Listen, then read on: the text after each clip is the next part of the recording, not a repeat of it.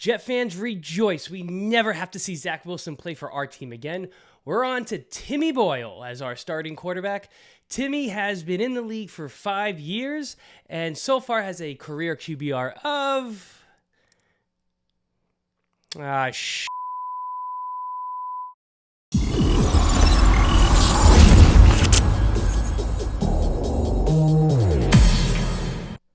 All kidding aside, guys, welcome to JetCast. As always, I'm Pat. Give us a subscribe. It's the best way you can help the channel.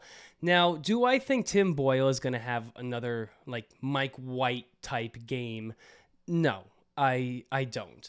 But it can't get any worse than Zach Wilson, right? It can't be worse than the 32 ranked offense back-to-back years, right? So at this point, I think it's just a matter of Zach not being under center and a different quarterback calling the shots that is going to uplift the team a bit. It's still going to be tough against the Dolphins, right? There is a chance in the beginning of the game that we could score some points. And I only say that because there's no real film on Boyle yet as a Jet. So the Dolphins may not be able to really stack the box the way other teams have been against Zach Wilson because there's no threat of throwing the ball with Zach. There just isn't. Now, there are some positives to Boyle. He sat behind Rodgers for 2 years in Green Bay. He knows the system. He knows the system better than Zach Wilson does, and he knows the system probably just as good as Aaron Rodgers. Now, that being said, he still has a very high interception ratio. And, he's the type of guy that will try and fit the ball into areas where sometimes it's just not there. But I'd rather that than Zach Wilson not being able to read and not being able to actually make a decision on the field. As long as he can get the ball out quick, which I've been saying this over and over again, our quarterback needs to get the ball out quicker. It'll make the offensive line play better. It'll make everything look better. This offense is predicated on timing. And with Zach, it just wasn't there. The morale of the team, apparently, on the ride back from the Bills game was just, I think the quote was catatonic, right? They're just not there anymore. And just the idea of having someone else come in with confidence, I think, is going to be uplifting for the offense. Last game against the Bills, it showed that the stench of the offense just has permeated the entire team. The defense broke, basically. They had enough. They can't be expected to play perfect every single week, and they just broke. Now, this will be the first time that the Jets have faced Tua since 2021. He missed both games last season due to injury. Now, Tua, of course, has his flaws, but McDaniels has really turned the Dolphins into an offensive powerhouse.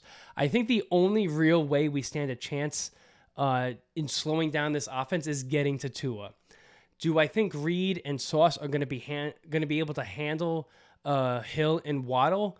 They may be able to keep them in check, but I don't think they're going to be able to keep him in check the entire game. So our only chance here is to get pressure in Tua's face and force him into mistakes.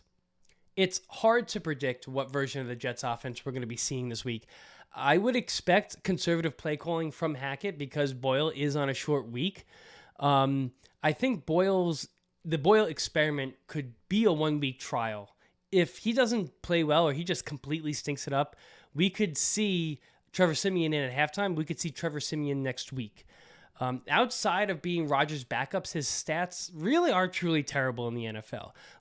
His QBR, his career QBR is at around 50, which is horrendous.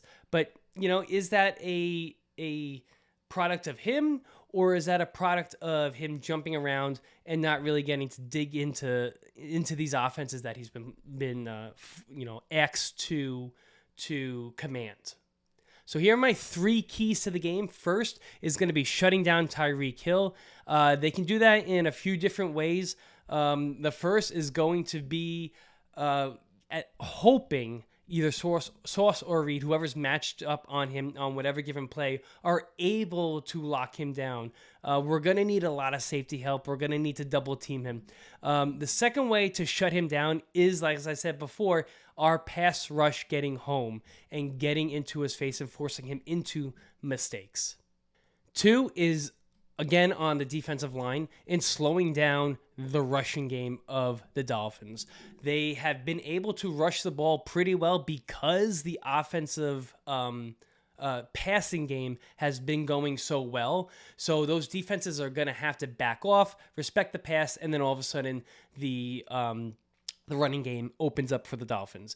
So if our defensive line can force short runs, force some negative plays and get into his face, all bets are off at that point. And the final is just some semblance of offensive output by the Jets. Even some improvement on how Zach Wilson was playing is going to provide a huge benefit, not only to the team's ability to score, but the team's mentality.